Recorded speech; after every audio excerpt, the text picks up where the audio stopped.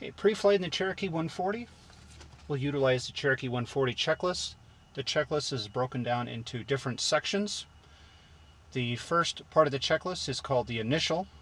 This can be accomplished before you come out to the airport and involves checking the local weather, calculating a weight and balance, calculating performance for that day, and if needed, filing a flight plan.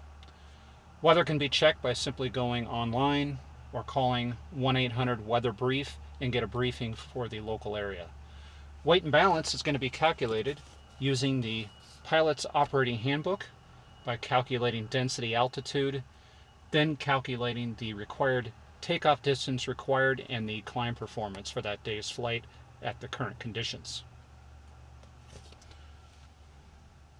Weight and balance is going to be accomplished by using an app on the iPad. We use Weight and Balance Pro. And it's a very simple to use program. We'll simply enter the front, left, and right front passenger weights, any rear passengers, baggage, and the amount of fuel on board in gallons. Once we enter those numbers, then we will check our flight parameters for takeoff, which is green dot, and red dot, which is a landing. We want to make sure that both dots appear within the approved flight envelope. We'll also be checking our max takeoff weight of 2150 to verify that we're underneath that. That completes the initial part of the checklist. We then move on to the pre-flight.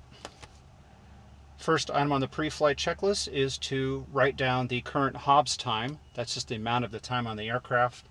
And we simply use the gauge underneath the yoke here and write it in the book. Next will be papers. There are certain papers that are required to be on the aircraft in full view. We use the acronym AARO, which stands for the aircraft airworthiness. R is the aircraft registration. O is the pilot's operating handbook, which we looked at earlier. And W is weight and balance, which we just calculated on our iPad. These documents have to be in full view at all times, so we leave them in a clear pouch and leave them in the aircraft. Moving on the checklist, next is Avionics Master, off.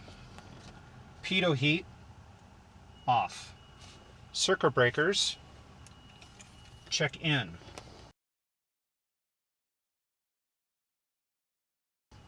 Gust lock, remove.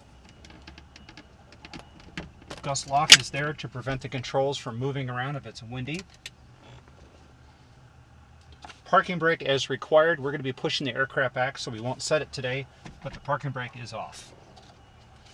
Trim set for takeoff. The trim wheel is located between the seats, and we'll simply move it between the down and the up indication, and that is where we will set it for takeoff.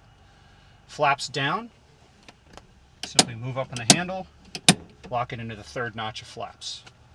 Master switch will come on. Fuel gauges we check. Left main tank, right main tank. They both have about 15 gallons. We want to remember that number when we go out and do our walk around pre-flight on the outside of the aircraft. We're going to visually check each wing to see if we have approximately 15 gallons.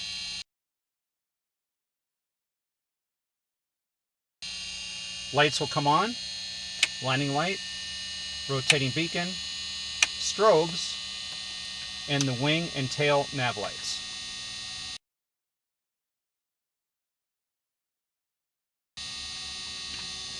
They will then go out and do our walk-around inspection.